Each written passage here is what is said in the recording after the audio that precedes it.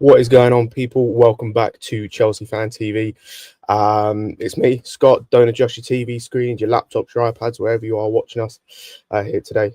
Yeah, Charlie couldn't make it, so you got me today for my first live stream or second live stream. It's been a while since I hosted one. But yeah, I'm here. I'm going to be with you for the next hour or so, talking about Maresca.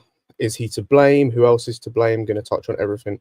What are we now 2-3 days removed from being knocked out of the FA Cup by Brighton. Yeah, if you want to comment as well, want to interact with myself, get your comments in the chat. I'll read out everything I can. If you definitely want to guarantee your comment gets read out, if you don't mind, you can super chat in. I'll read anything that gets donated in. Yeah, getting on to Maresca then. Where do we begin? I will say I like Maresca. I think he's done very well in the time he's been here, but there are certain things that we're seeing that he's not doing, that's not working. And I think that he isn't all to blame. I'll say that right off the jump. He does not take the majority of the blame for me of why the run of form we've had recently has happened. But he has to take some blame. Everyone has to take blame. No one's blameless in where we're at, going outside of us, the fans, but like there's not much we can do to influence the game on the pitch at times. But yeah, I think Maresca's done well. I think he's making some errors that he is attempting to fix finally in February. At least it's not May, like some managers. But yeah, like the issue with Maresca being to blame, and I'll get onto the reasons why I do blame Maresca, at least a bit in a moment, is he might be to blame for a few things. He's not the biggest problem. That is the two Muppets, as Matty put it, above him. They're ultimately to blame. Majority of why we're at. Owners as well. They hired them, and players. But yeah, I think he's done well. He's making mistakes. The Sanchez one is the biggest one. That's the first thing that needs to be touched on. You can't keep picking the same goalkeeper who keeps making mistakes over and over again, and then defending him as much as you do. Now, I admit, or I believe, I should say, I think there's ulterior motives behind it. I think there are politics behind the scene, mainly to do with Ben Roberts, but hopefully those have ended with him being dropped against West Ham and we won. But yeah, and I think that's the biggest reason that I think he is to blame partly for where we're at, because you look at the amount of points we've dropped because of Sanchez. You know, we dropped points against Arsenal, who was culpable for one of the goals. Even though it didn't cost us points, the Wolves goal we conceded. I'm trying to think of obviously not this season, but the Arsenal game last season that I think of. There's a number of games that he has cost us or made mistakes or made us look worse, and there's only so much leeway you can give a man. There's only so much rope before he hangs himself, and I think Sanchez hung himself a while ago, and the body was just there; it wasn't moved, and Maresca kept leaving it there. But now it seems like it's finished, which is good. But yeah, for me, as I said, that is reason number one as to why I think he's partly to blame for where we're at in the form and everything. If you want to comment on anything, if you disagree with what I say, if you agree, get your comments in.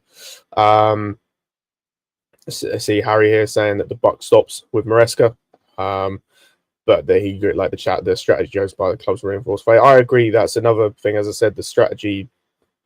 We'll get onto that. For the next. We're here for the next hour. We've got a lot of things to touch on. Big up to Sam as well in the comments. I see. Big up to Didi, Matty, Brian, up the Chelsea, Jay, Sean, everyone that's commented so far. But yeah, with moving on to kind of the next thing, Maresca, I think the how do I want to put this? The system issues, I'll say, general, because I don't know how to phrase it well. This comes with picking a manager who's very set in his ways. He's not the only one. I've seen a couple of other things from like Tottenham fans, United fans talking earlier about how Ange and Amorim have been, and it's a lot of the same stuff. It's very set in their ways. It's the players have to suit the system, and there's no like moving on from the system. There's no changes, no nothing. I know people want to say there's been changes in terms of how he's played the system. It's it's small changes, very minor, but the overall shape, the ideas, the philosophy stays the same. And yeah, and we're seeing in games, like, especially recently, start of the season wasn't too bad, and this is why I say I think he's done really well overall this season. But we're seeing now when we can't break down a team, when our attack is struggling, there doesn't seem to be any variance or no real variance. There's just the same as we're seeing. It's very reminiscent of times of the latter part of Tuchel's era, where it would just be pass, pass, pass, recycle, recycle, recycle.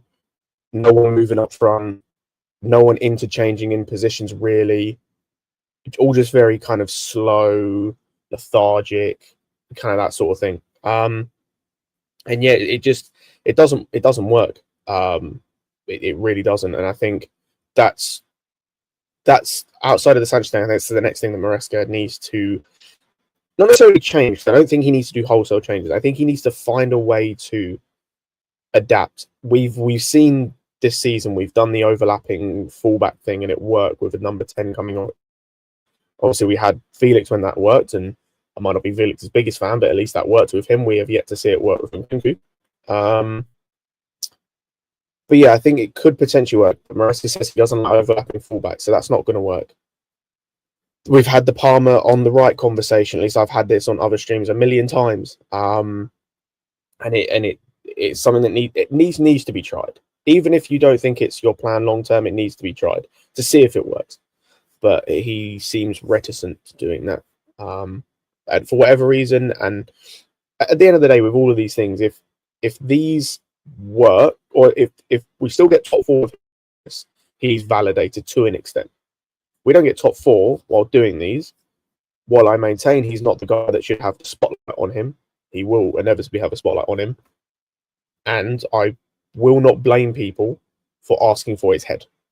Not blame people. But hopefully we don't. We get top four, get Conference League, don't have to address that. But yeah, those for me with Maresca are the two main things. The other things are like the not using players, but ultimately I think the squad was built in such a poor way. Even if Felix plays more, I don't think he does anything because I don't think he was effective when he really played. Same with a couple of other players as well. I'm looking at I'm trying to think. Nkunku's another one, but he hasn't been effective. None of the wingers we've really used have been effective. Consistently, I think Sancho's probably been the best in terms of performances. Then you've got Madueke's output. Neto, I think, has been unlucky in games, but also still not been good enough for what we paid for him. And yeah, I think it's just we're getting a culmination of issues within the team with different players that's causing us to have this problem we're having now, so to speak. Before we move on, big up to Fitz Nation with the £10 super chat. MUFC resetting culture player FC is dying, and Sancho tweet on Rashford debut. If you would buy Sancho at end of season, if Sancho was under Sir Alex Sancho's days at Manchester United is done. Yeah, I saw the comment on the tweet it was Instagram, I believe it was, the comment under Rashford's picture. I'm not a United fan. Don't know how they feel. I'm not going to police how they feel. If I was a United fan, I wouldn't care because he's not my player anymore. Like, he is basically gone.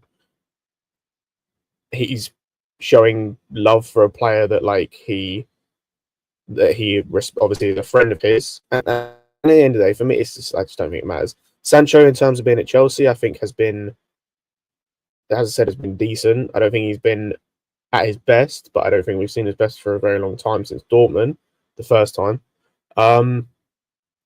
And yeah, and I think that he is I think he's had no attitude problems is what I was trying to say. That's what I was trying to get to. I think he has shown professionalism since he's been here. I've had no issues with him on that, right? That standpoint. Same with most of these players, to be honest. I know there's been talk of a mentality thing. There is a mentality issue, but I think it's not in how these guys have presented themselves on the pitch. I think it's more just their age and lack of experience and some moments of petulance and things like that. But big up to Fitz Nutrition, as I said. Just going through a few of your comments. Jay says, hell no, Maresca can only take so much. He's not to blame over the errors of the past 3 years that are still killing us till this day. It's the sporting directors and the owners. I 100% agree. As we'll touch on in a moment. replace Petrovic and Sanchez. Oh, don't get me started on Petrovic. That's our best keeper and he's playing for Strasbourg. But we are the feeder team, as it turns out. Maresca's fault is most prominently picking Sanchez. I agree. Misusing the B squad. Yeah, kind. Yes and no, as I mentioned earlier. And then using Gusto and Kuka as inside eights while they're very limited creativity. I agree on that last part, but that I don't always put on Maresca. I put that down to like the sporting directors as well, because the number eights that we should be having in that position to crash the box are Enzo and Palmer, who are our most creative players. Having them crash the box makes no sense, because then you've got no creativity outside the box. Again, it's just the way the team's been put together. Makes no sense. And then Shaughness, who I think is going to be in goal. I think it's going to be Jorgensen. I think after the West Ham game, I'm 90% sure that I think Jorgensen is now the number one going forward. That being said, it would just be Maresca doing what he's done so much this season, to play him in Sanchez in the car and then Sanchez in the league again. And then it's back to Sanchez number one going forward. If that happens, my head will be on Pluto. At that point, I'm not going to be Maresca out, and I don't think I'm going to be Maresca out for the whole season, depending on what happens.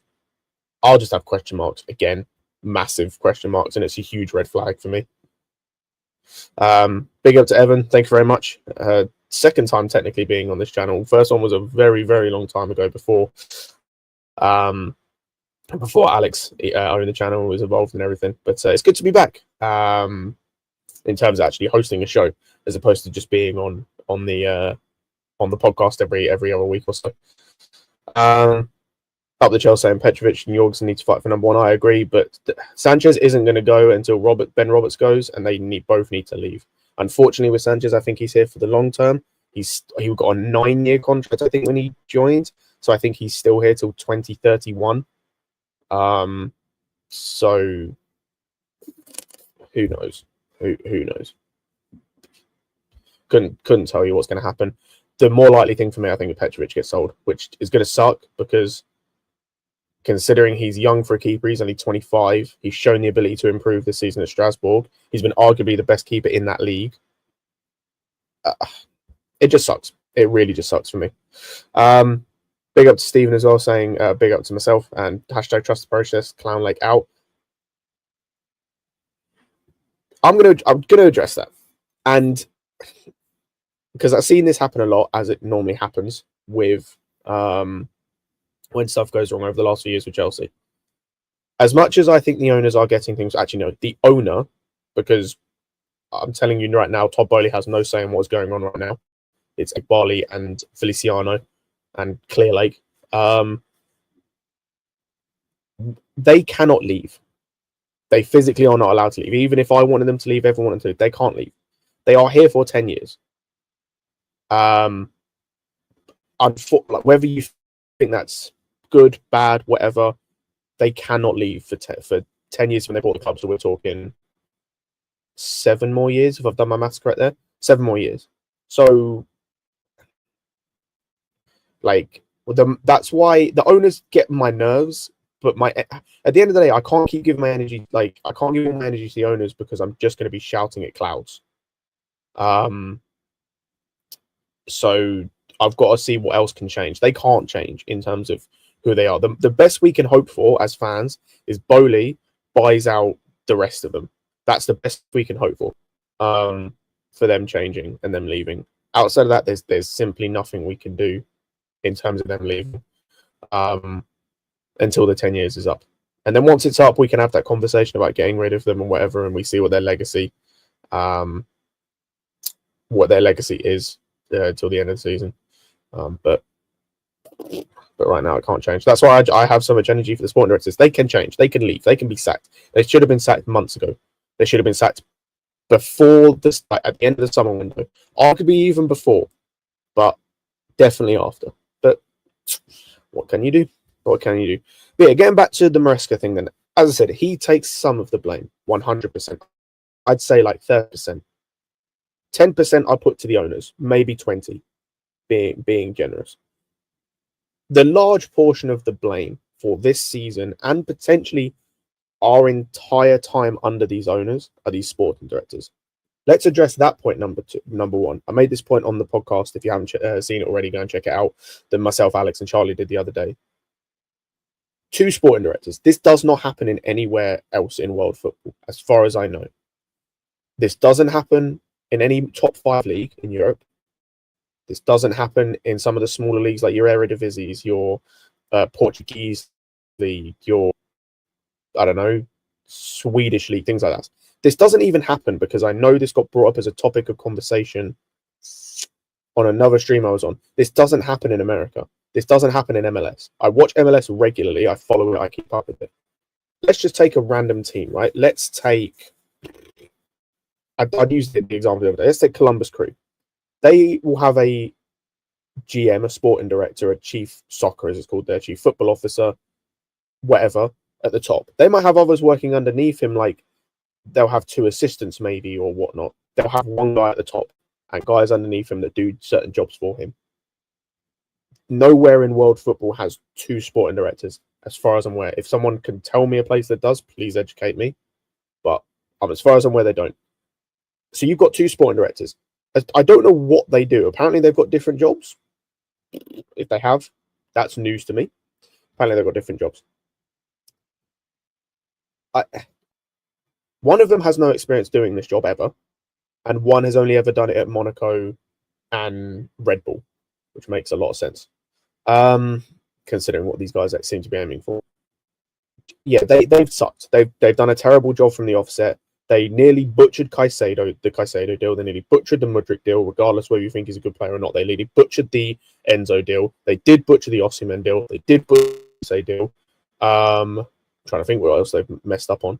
They keep messing up. Oh, one of them was fine. Disati, we proceeded to loan out because he was our worst centre back this season. Like, we spent 40 million. We spent 40 million on Disati. I forget that every time. 40 million euros on Disasi. Yeah, they are the root cause of every problem we've had. Because as much as you can be annoyed with the model, the youth model, and I am, you can still, as I mentioned in the podcast, you can still go out and buy the best in class youth, right? Like, for example, I'm annoyed he went to Spurs and I like Mathis Tel. When Bayern bought him, he was one of the best youth products in the world at the time, especially coming out of France, coming out of one of the best academies at the time.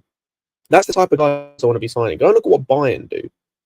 Bayern will go and sign random players. They signed some guy from New Zealand, not the window just gone, I think in the summer window or the January before. Signed some guy from like Australia or New Zealand, but he's the best guy coming out of that country. Like, he's arguably the best player or young player out of there. Like, that's what they're going to buy. They're going to a country that might be a bit odd, but going to buy the best player. That's what we did Paez, but still. They're going and buying Tel. Obviously, Musiala came through their academy. They're going and buying Elise. They're going and buying like these young guys that fit the mold of what we want to get in terms of that 19 to 23, 24 demographic. They're going and getting best in class more often than not. Same with Real Madrid. Real Madrid want a midfielder. They want a young midfielder. They go and buy elite young midfielders. Bellingham, Tchouameni, Camavinga, even centre-backs. Eder Militao when he went there from Porto. I'm trying to think who else off the top of my head. I've completely forgotten their squad. But you get my point. Like, when in attackers, they've got obviously Vinny, Rodrigo. These are the type of guys they're getting. We're not getting those guys. We're not even looking at those guys. We're getting Esteval. Cool. I'm not expecting much from him next season. I've said before, if he gets 7 goals, that's a massive win. 7 goals for him next season, considering he got 13 in the Brazilian league. Anything like 7 goals, that's a win. Huge win for Esteval in his first season, depending on how much he plays. We got Paez. He's fallen off a cliff in terms of the hype. I still think he could be good, but he's going to Strasbourg next season. We've signed a Kazakhstan youth player today, 16, so he can't play for us for 2 years. We spent 4 million on him. I went and looked. He's played 200 minutes, all last season. The only minutes he's played this season are all for the youth team in the Youth Champions League. We spent 4 million euros on him. That's the most expensive sale the Kazakhstan league has ever had.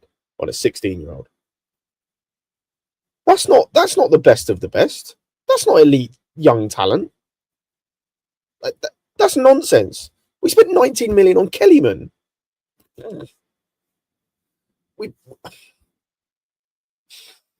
We signed supposedly the best young player from Aston Villa in Carney to then not, he got injured, yes, but also not play him, not really utilize him, try and flip him for 40 million, which we're struggling to do, to then go and buy the next supposed best player out of Aston Villa's academy for 19 million, for him to then become injured after like 3 games. The injury's obviously not on the sporting director's fault. Like, what? Oh yeah, I forgot that Kazakhstan already have that set. Bro, we didn't even buy the best young Kazakhstan player. City did. What are we doing? What are we doing? My head hurts. Yeah, like was it Uzbekistan or Kazakhstan? Regardless. I'm not saying they're the same place. But yeah, like it's nuts. It's like, it's stupid. It's dumb. The way we're being run and the way the transfers are going are dumb. Like, I don't understand it, because again, it just doesn't make sense. You've got guys that would fit this team and Maresca's system and potentially the league, but also just who cares, like, perfectly. You've got Kvaratskhelia we didn't go for. You could have then asked for Barcola because you were interested in him in the summer. You didn't go for him. We didn't get Tell. That's fine. It is what it is. Who else could you have gone for? I'm trying to think of. You could have got Osimhen. You didn't. You could have tried for a loan. You didn't. Like, there's so many errors these guys keep making, and it's such poetic justice and irony that within a week of the transfer window ending, where we got rid of 2 attackers, I think. Oh, well, yeah, we got rid of 1 attacker, definitely. We got rid of another attacking midfielder. We signed no replacements, and we did nothing apart from get a midfielder. That we had 3 attackers get injured in the space of a week. There are very few times where karma in the world and everything just meets as one. That was one of them. Perfect. Unreal. You couldn't script that. You can't script that. That's one of those things. Big up to Ziggy Ears. I said it was meant to be Charlie today, but you got me instead. But yeah, it boggles my mind. It boggles my mind to just watch how the sporting directors and the owners and everything are going about things, because the formula should be so simple. Like, getting it wrong in the Champions League, or not Champions League, getting wrong in the transfer window is one thing. That happens. We've seen it happen. City, for example, literally the window we've just gone from. You look at the signings they've made. That Vitor Reis kid got subbed off at half-time against Leyton Orient in the Cup. He's quite clearly not ready to start right now for City, but that also wasn't the plan for them. That Kusanov kid, he could be very good. He could not be very good. He looked really shaky against us until we decided to not test him at all, and he got into the game. But he's 20. There could be some things that are going on there. Marmouche has looked decent, not amazing, but decent. Taking to league okay. That we don't know what happens. Frankfurt attackers tend to do terribly once they leave Frankfurt, so we'll wait and see. And then they got that Nico Gonzalez guy who got injured in his first game, which is fantastic. After coming back, I think, just from a long-term injury when he was at Porto. But you can take a couple L's. You can take a couple L's. That happens. That's fine. We keep taking L's on a consistent basis because the guys these people are looking at, the players they're looking at, are either not good enough to play for Chelsea in the first place, or don't fit what the manager wants to do. The one you hired, the second manager you've hired, but the third manager at Chelsea you've worked with properly.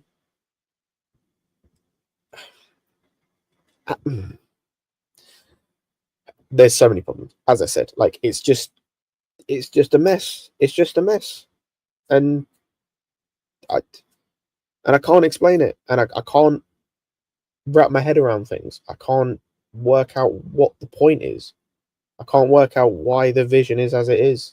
I just don't know. And it's weird to say this, and it's annoying because I have to keep reminding myself we're in fourth. And I think, as going back to the topic of this video, going back to Maresca, this is why I think I hold Maresca in a high regard at the moment compared to how he could be held and how he is held by some of the fan base, because I think he's doing a magnificent job considering the nonsense above him. I think if he gets us top four in Conference League, with what's going on above him, he should be a sleeper pick. He shouldn't win it, and he shouldn't really be top three. He should be a sleeper pick for manager of the season, because I don't know if I had this conversation with someone the other day. I think it was Alex, actually. I had this after a conversation with Alex after the podcast the other day. I can't think of another team in the top 10 that has the issues going on above them. I can't think of another manager that has the issues going on above them that Maresca does. That's in that position. Brighton don't. They're a fantastically well-run club. West Ham don't. Not West Ham. Bournemouth don't. Villa don't. Arsenal do and don't, but most of their problems going on above them are of Arteta's own doing. Liverpool definitely don't. I'm trying to think of the other teams. Forest definitely don't. Marinakis, I think his name is, has managed to get them down after buying 2,000 players. He's finally managed to settle on a few things.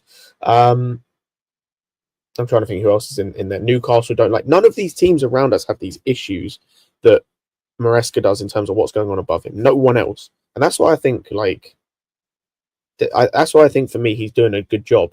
Things can 100% be better. 100%. I think, like I mentioned earlier on the stream, he's making stupid mistakes that no guy should be making. But I think he's being dealt a terrible hand and kind of doing as much as he can with it to a point. There are obviously improvements, but just the nonsense going on above him, that just trumps so many things for me. That just trumps everything else. Let's see what you guys are saying in the comments, in the chat. I'll talk about the rugby guy. I'll talk about the rugby guy in a minute. I think Alex touched on it in the stream earlier on today, but I'll touch on it briefly because more nonsense is going on at Chelsea Football Club. Doggy saying every position. That's also a weird name. Every position should have a young prospect, an elite player, and a veteran. Simple. I kind of agree and disagree. I think every area of the pitch, not necessarily position, because I don't think you need I don't think you need that in every position necessarily, but I think you need to have that across different areas. So, in the defense, I'd say you probably need 1 or 2 veterans across the whole defense. Midfield the same. You probably need a 1 or 2 midfielders and stuff like that. Same with the attack. I think again, this goes back to where the window just gone. You could have got that experience. Go and get a Mugu. Go and get a Louise on loan. Go and get what's their faces? Leon just sold that Kakare dude, who's their captain, for 12 million to Como. What? 12 million? He could be crap and you break even on it. We broke even on Cassidy. You could break even on Kakare for 12 million. But he's 26, so he doesn't fit the model. But yeah, as I said, complete mess. Who else? What else are we saying? Who would I say are top managers for Chelsea? Mourinho. I think I despise him, but I think Conte was. Ancelotti, Tuchel, those kind of guys. I don't think there's anyone else we had that was a top manager outside of that, unless I'm forgetting someone. I'd say Ranieri at the time was close, but I think he's always been kind of the nearly man in terms of that top level. At least since I've been watching football. Yeah, those are the guys I'd say that are the top. Maresca is a waste man. Fair enough. If you have an issue with Maresca, I'm not even gonna it's fair enough as long as you explain why and actually have reasons, and it's not just he's not Poch, which I know is some people's argument. Not necessarily in the chat, it might be, but if your argument is he's not Poch, you're a waste man. Yeah, if you have issues with Maresca, I don't care. He's doing stupid things as well. Jason says the owners are responsible for all these issues. Yeah, no, that's what I said. they are responsible for a lot of things that are going wrong in terms like they hired the sporting directors, they put the model in place I don't agree with. The stupid whatever's going on, who actually runs the club, it is now Egg Barley. I can tell you that much for a fact. I don't even have to be in the boardroom or know anything. I can tell you it's Egg Barley because the entire model was changed so drastically from when Bowley was in charge. But they can't go. Like, as much energy as I can give them, like I said earlier, they can't go. So, well, I'm going to get annoyed, man. Like, I'll just be shouting at clouds constantly.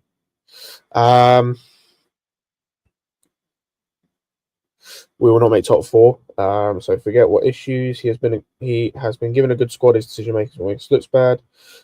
I disagree. Like, he's been given a decent squad, but it also doesn't link. We've got two wingers that want to link up play with a striker that's like a box presence, and we don't have a striker that's a box presence. And I like Jackson, but he doesn't fit what Neto and Sancho how they play in terms of what gets the best out of them. So like, we've got no number 8s in our team outside of Dewsbury Hall who want to crash the box effectively. Enzo doesn't do it anywhere near enough because it's not really his game. He's got better at it this season, definitely. It's not really his game. Like, we've got a right back that can't invert, but also can't play right centre back. All he can do is overlap, but we don't play with overlapping fullbacks. Like, again, like, it just doesn't make sense. Best striker option for the summer, Osimhen. Go and get him. Osimhen, Gyökeres, Isak. One of those three. I don't care who. One of those three. No one else. Don't give me Sesko. No Delap. Like, Duran I would have taken, but he's gone. None of this Vlahovic. None of this.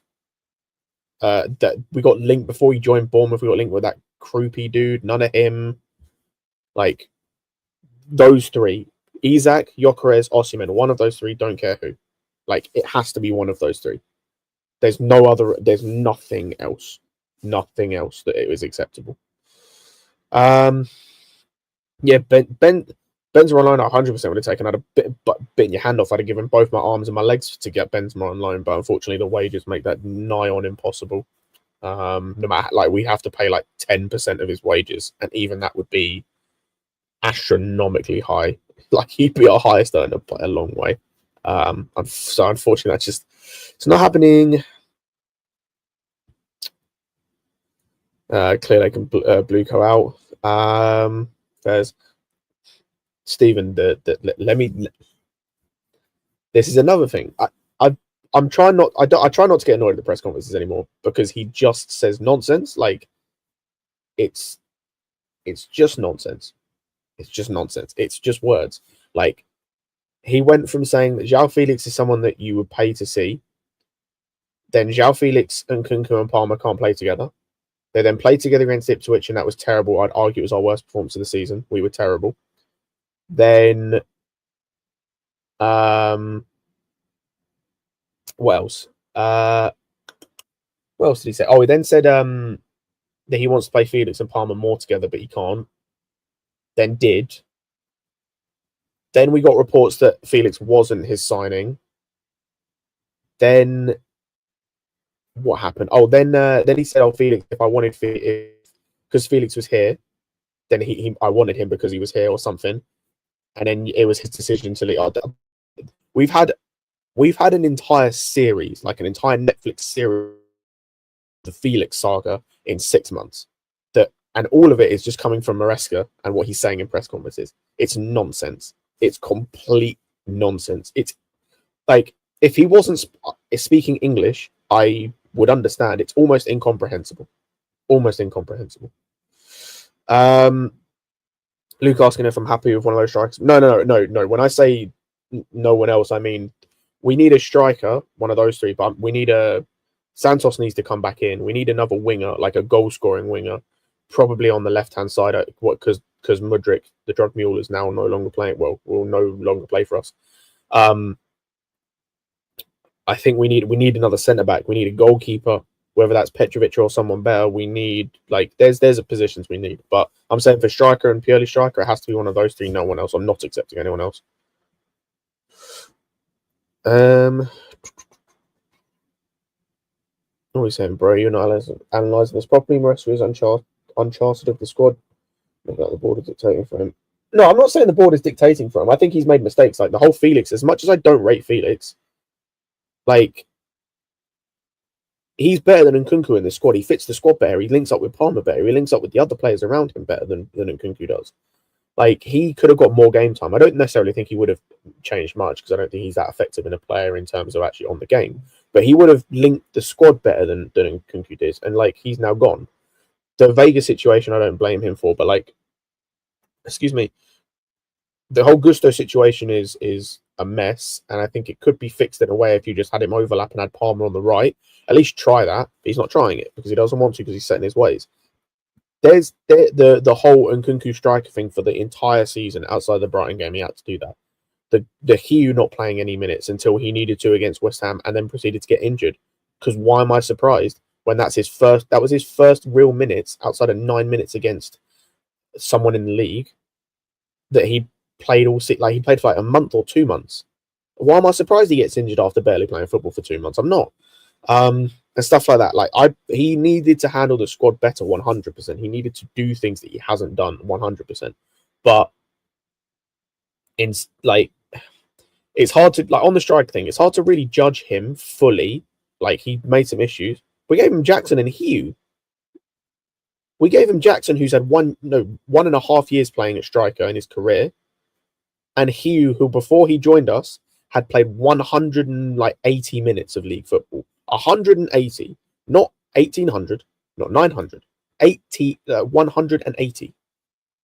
That was the strikers you gave him. And the fact that Jackson did as well as he did to start with, I think is like fair play. But we're now seeing what happens when we have no one to back him up.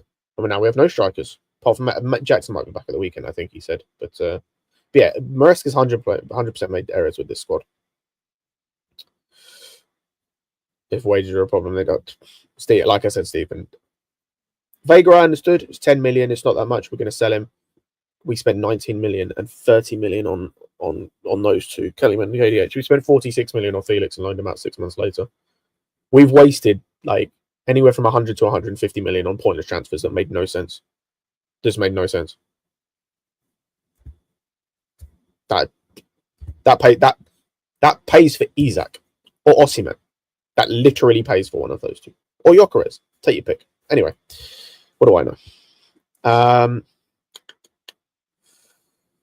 What else are we saying here? I won't forget when Maresca threw Caicedo under the bus for Sanchez. Yeah, no, that's what I said. That's why I think it was purely political. I think he got more defense than anyone. Maresca's done so well this season calling players out in terms of like not unnecessarily, but like saying Reece needs to show a bit more leadership. Then he showed more leadership. The whole Mudryk stuff, and then Mudryk got better. There was there was a couple other players he talked about as well. I think Maresca might have been one of them, and I can't remember who else. He's spoken about a few players, and it's been really nice to see. Sanchez is the one player he has never spoken about. He's always defended. That I find weird. I just find it really, really weird. It doesn't sit right with me. What do I think about Adam Armstrong? I saw him a little bit for Southampton. It's Southampton. They were playing like crap. Big up to him. Hopefully he does well. Big up to West Brom as well. How are you guys doing now that you lost Corberon? I actually haven't seen the championship in terms of you guys for a while. Big up to Daniel joining the stream. If you've missed anything, just gone over Maresca, whether he's at fault for anything, how much blame does he take? I said I'd say about 20% of how the form's gone so far recently. And yeah, just spoke a little bit about the sporting directors as well, what they've done wrong, the errors, things like that. And yeah, and I'm going to touch on a couple of other bits in a moment.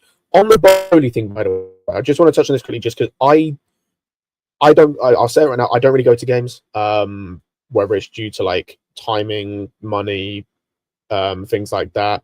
I don't go to games. I'm watching at home. I don't really understand the whole ticketing issue myself, as I said, not going to games. So I don't feel like there's much I can comment on because I don't want to say anything wrong. I don't want to say anything that's like, yeah, I just don't want to say anything wrong or speak without some understanding and knowledge of the situation and what's going on, basically. I don't really have anything else to say on that because I just don't understand what's going on. Yeah, the other, I know Stephen mentioned earlier, the other thing I just wanted to touch on, this rugby coach thing. He's not even a coach. He's a player that he's a player that retired because we came calling. Huh? It's not even a coach.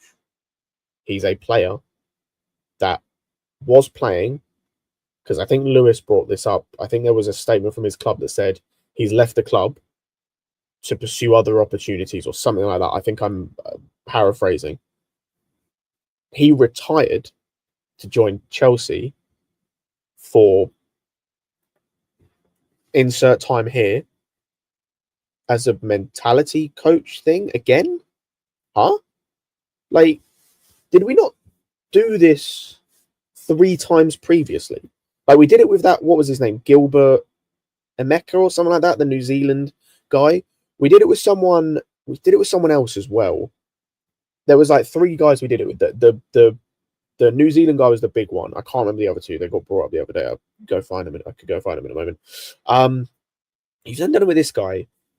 Like, take out the fact he's a rugby coach, right? Or a rugby player, whatever. The idea could make sense. Like, it 100% could make sense, this idea. Just take this guy and change him to Didier Drogba. Big up to Didier behind me. I had to get that out. Big up to Didier. I got sad watching the game the other day and seeing that poster behind me. It just upset me. Go and get Didier. He's doing nothing right now. He is owning a football club. Big up to him. Go and get him. Mikel talks on his podcast every week. Go and get him. Go and get John Terry. What's Michael Essien doing these days? What's Claude Makelele? You fired him he left as the loan manager. What's he doing? What's Ballack doing? Lampard's coaching, managing, can't do him. My point is, go and find someone of an ex-Chelsea player, top player. I'm not talking about, don't get me Josh McEachran, no disrespect. Go and get me a top ex-Chelsea player who can teach these guys the mentality of playing for this club in terms of what it means. I don't always care about that, and I think it's overblown sometimes, but I think it's nice to get that into them at least. But also just the mentality of like playing at this level. Like, most of these guys have never played at this level. Like, I look at Gusto playing for Lyon when they were shit, like previously. Yes, he's been here a year, but playing for Lyon when they were shit, it's not it. Sanchez playing for Brighton, not it. Jorgensen at Villarreal, not it. Even Vega coming from Basel when he did, they were terrible. I think they finished like 4th or 5th. I could go through the whole squad, but you get my point. These guys don't really know what it's like to play at this level. So go and get someone who can teach that. What the fuck is a rugby player going to... Someone said it, I think Steven said it earlier, like, what is this guy going to teach this squad when it comes to mentality? He's going to teach them the hacker, because I think he's Samoan. Like, what? What's he going to teach them? We tried this and it failed with someone with... We got arguably the best mentality coach, or whatever he was, from the best, arguably the best rugby team. I don't really follow rugby that much, but I follow it enough, or know of it enough to know New Zealand are arguably the best rugby team in the world. You got their mentality coach and it failed. So you got the best and it didn't work. So let's just go and like get someone worse and it's going to work again. It's not going to work again, I should say. Like, what? Like, what? Pardon? I can't be the only one confused. Like, it doesn't make sense. It doesn't make sense. Nothing about the way the club is, as I said, nothing about the way the club is being run above Maresca. Maresca has faults. 100%. I'm not absolving him of anything. But the level of mess that's going on above him is astronomical at this point. Just in terms of this season as well, like the nonsense with the owners fighting that came out, whether that was true or not, I don't know. The transfer stuff, being given players he didn't want, apparently, or he did want, but they've gone 6 months later, or whatever. The whole issue, just the whole model in general, the age of the team, the windows being terrible. Like, just what on earth is going on this season? And we're still fourth, despite everything. We are still fourth somehow. Yeah, it's been 3 years. Time flies when you suck. Time flies when you suck. I think Steven said something earlier. I want to say, yeah, Steven Jobber doesn't even recognise the club anymore. You could get some one of Roman's ex-players. Like, if it will help Chelsea, like, I think this is the thing. I think most of these guys, obviously, like, they obviously want Chelsea to do well. And I still think when it comes to the owners, by the way, I know it's talked about, I think they want Chelsea to do well. Because even if you think they're only in it for the money, for a club of our size, winning and doing, like, earning money go hand in hand. It's impossible to, at this level, to not win and to make money consistently, for us at least. Because we don't sell players, at least at the moment. Like, you take Mount out of it, you take Havertz out of it. We're not selling players, and especially if you take Saudi out of it, because they've disappeared really outside of the Angelo deal since that first window. Or sorry, since the Caicedo window where we got them, where we sold all those dead players. We don't sell players at the same rate or for the same values that your other clubs are doing. Your Brightons, Dortmunds, etc. Like, they sell players. Like, Dortmund, nearly every summer window for the last, like, 4 or 5 years, have sold a player for like 60 million or more. Every window outside of one, and that one they sold like 2 or 3 for 20 or 30. So they're making like 60 to 70 mil guaranteed every window. We're not. Like, we're just not.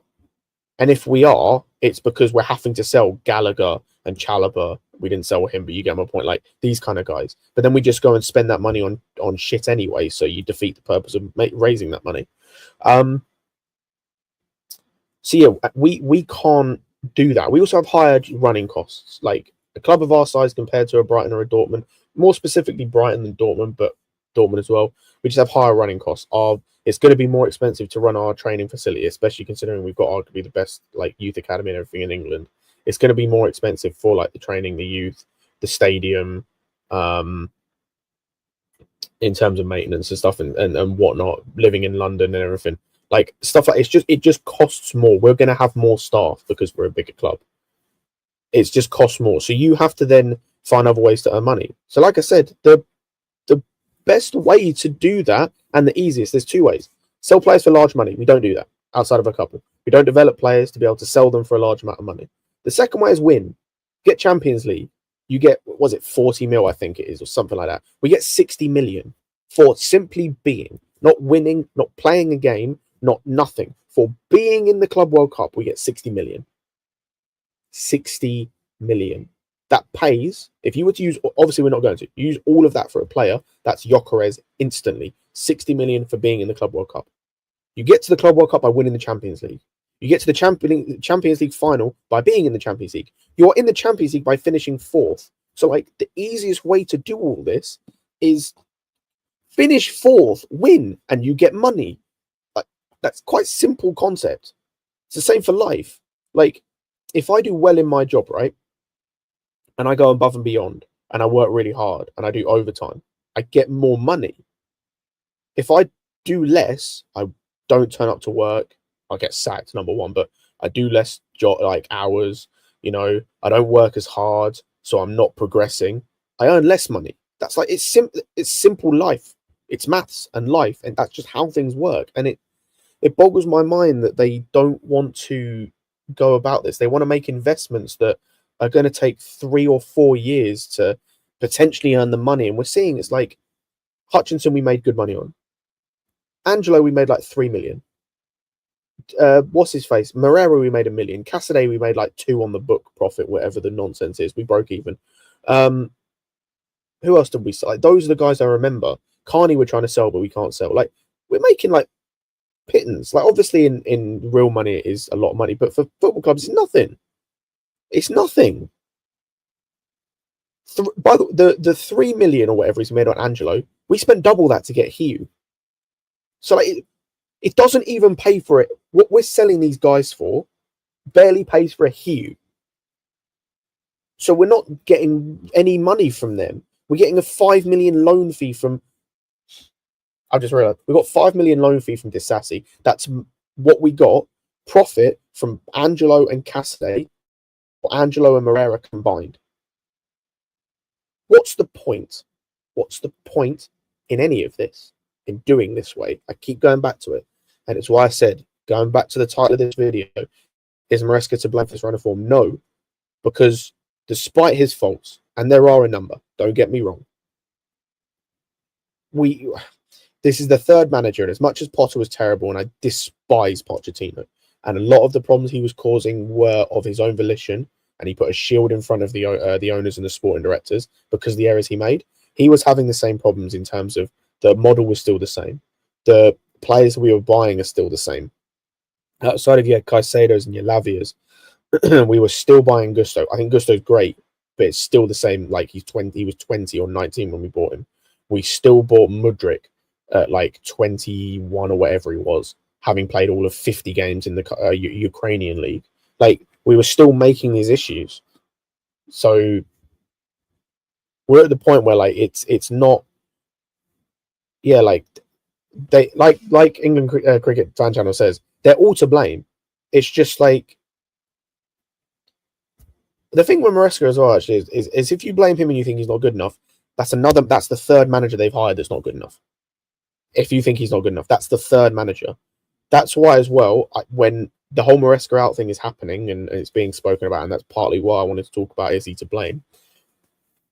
I'm not sacking him without getting rid of the sporting directors, because if we sack him and the sporting director's still here, I guarantee you we go into next season with someone like Scott Parker, or I was going to say Corberon, but he's left, or Chris Wilder's not young, but you get my point. Like we go and sign the next up and coming championship manager, or we go and sign some random dude from Kazakhstan, or we go and get some dude from Slovenia.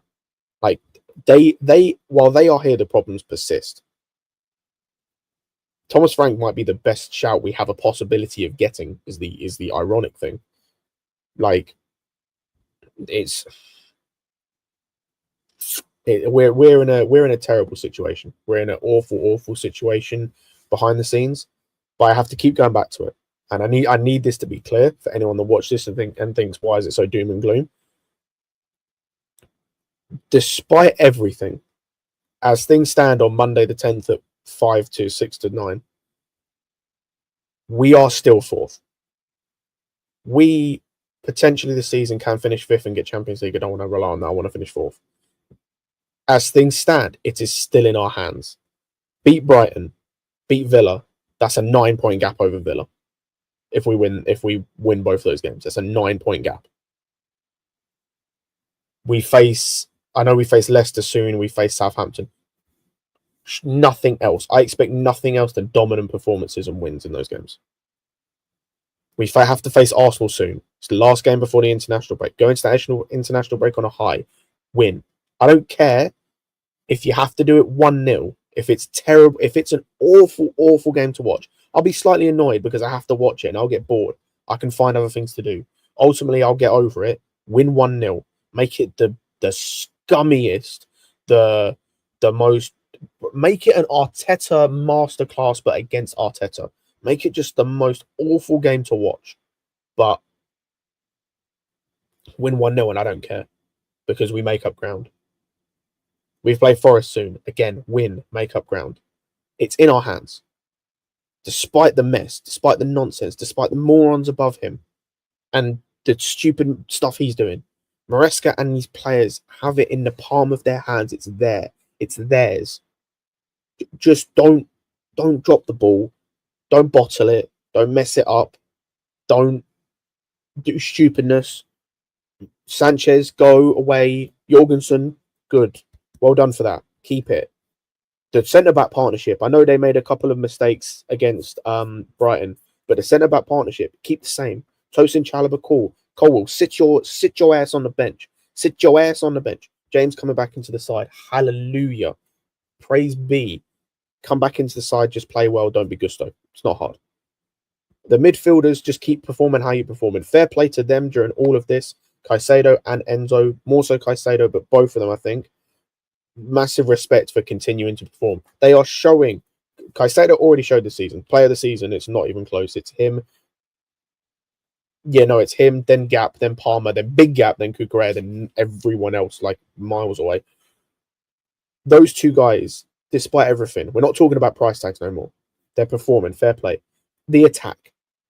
Please be to all that's holy. Just score. Like Palmer is scoring, but he's playing like crap. But the other 3 or 4 of you or whoever you are, just score, play well, link up play, open up space, put a good cross in. Jackson, if you're playing, get your head on the ball, please. Score. Get out of this rut. I beg. Like, do something. You know, there's that meme of the guy with the stick and poking. I don't know what it is. He's saying, do something. Just do something. Just do something. Someone that isn't Palmer, just do something. That's all I'm asking for. That's all I can hope for. As long as we do these things, we will be fine. We will finish top 4. And as long as you finish top 4, like all of these issues we're having are issues and need to be addressed. They don't get ironed out. But if we finish top 4, that's the most important thing. Finish top 4, win the Conference League. That's a non-negotiable. If we go out of the Conference League, I'm my head's on Pluto. You won't hear from me for a week. I'll lose my mind. Win the Conference League, non-negotiable, and just get top 4. And then not everything's forgotten. I think for some of the players, I think it'll vindicate some of them, and maybe we need to look at some of them differently. For Maresca, maybe the same. Sporting directors, you're dead men walking. But as long as you finish top 4, it doesn't matter. I think someone mentioned it. Where is it? Yeah, England Cricket Fan Channel mentioned again that we got Chelsea back at Southampton away. The reason the fans did that is because recency bias is a thing. If we perform well, and if we end the season well, we finish top 4. No one's There'll be people who forget this period happened in the middle of the season. There'll be some that won't, and a lot won't. There'll be some that just forget. We got top 4. Who cares? We got top 4. No worries. You went out the FA Cup. No dramas. We got top 4. It's all fine. That's what top 4, and I'm not saying it's not a trophy. I'm not doing this Arsenal bullshit. I'm saying right now it's the most important thing for us to progress to winning things later on, Champions League and Premier League. Right now it's important. It's not this is the aim every year. You know, we need to just hit this and we're fine. This needs to be the bare minimum to help us progress and to allow us to buy the other guys that we need to help us win. That's all we're asking. That's all I'm asking. It's all any of us Chelsea fans are asking. That is the bare minimum. But yeah, got a couple more minutes before I wrap things up to see what you guys are commenting. Other issue is giving managers 5-year contracts. Yeah, the 5-year contract thing's odd because they gave the part of the 5-year contract, then didn't with Poch, and then did with Maresca. I don't really understand why they keep umming and ahhing. Like, if you trust him, then give him a 5-year contract. In fact, don't really give anyone a 5-year contract. It's like, for me, 3 is always the max at best, because most managers of most clubs that I can think of in terms of like top level only really last like 3 years. Anyway, obviously Mourinho did. Rodgers, I think, is the same. Those are the 2 easy ones that come to mind.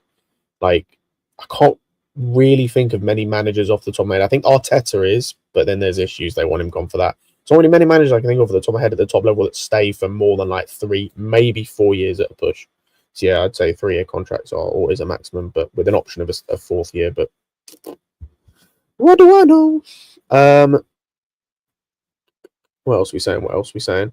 We might be Brighton or Villa. I don't think we do beat either of them, but I'm hoping and praying because I have to, because otherwise I'll get upset. The away fans, the only ones who make their voice heard, bunch of NPCs. Again, I don't know what it's like at the Bridge because I don't go often, but from what I hear, it's not good. But also, like, it's a catch-22 because you want fans to chant and you want them to get up for football because I think they should support the team. But I've been there, like I was going regularly under Sarri, and I went to some games under Tuchel, and the one I remember going to under Tuchel that was if it wasn't for the fact I was in Liverpool at the time, seeing like with someone, I would not have gone to this game. When we went and played Everton away, it was 1-0. I understand why people didn't want to chant in that game. It was awful watching. There was times under Sarri, it was the same. I like Sarri. I think he was done harshly in hindsight, but yeah, I gave up after. Like, there were times I think remember watching us play. Was it Wolves or Southampton? I think. Bro, awful watch. Awful watch.